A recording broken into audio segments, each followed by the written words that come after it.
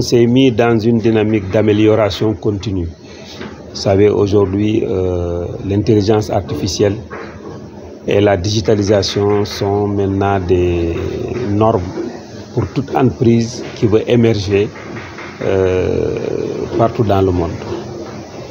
Alors c'est dans ce sens qu'on a estimé que Tambadou Imo ne doit pas être en reste. Parce que l'essentiel des personnes avec lesquelles on interagit ne sont pas tous sur place. Ils ne sont pas tous forcément au même endroit. Ils sont dispersés à travers le monde. Et il est nécessaire aujourd'hui de pouvoir utiliser ces outils, l'intelligence artificielle, toute la digitalisation. Et c'est dans ce sens que nous avons voulu nous former, nous avons voulu apprendre, nous remettre en question pour corriger nos erreurs, nos retards et les difficultés que nos clients ont eues et que nous-mêmes on avait rencontrées. On a estimé qu'il va falloir revenir à l'école pour apprendre, pour mieux servir.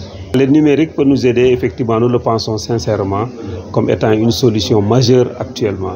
Et dans ce sens, nous avons l'occasion d'avoir des partenaires comme Ubuntu University avec Massamba Ndiaye. Nous avons aussi Widish Vision qui, en fait, dans le cadre de la digitalisation, est à la pointe dans le cadre de sa relation avec Tambadou Imo. Mais en dehors de tout ça, c'est eux qui étaient là en tant que pionniers.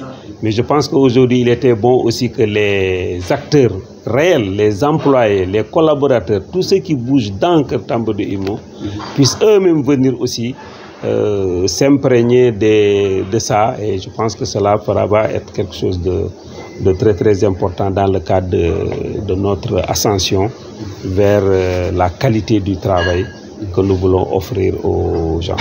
Est-ce que Imo Tambadou se porte bien? Oui, Imo Tambadou, effectivement, je peux le dire à la date d'aujourd'hui, au mois de novembre 2025, oui, il se porte bien. Je dirais que même se porte mieux. Parce que la maladie de Covid qui était passée, la période de Covid a eu un impact très très négatif qui nous a pris presque 3 ou 4 ans de redressement. Ça a été un choc difficile qui a impacté négativement le travail. Mais par la persévérance et par l'endurance et par la résilience de tous les collaborateurs, et vraiment aujourd'hui, Tambadou Imo est en mesure de dire que vraiment nous sommes maintenant, nous avons les pieds sur terre et nous sommes prêts à nous envoler un peu plus haut.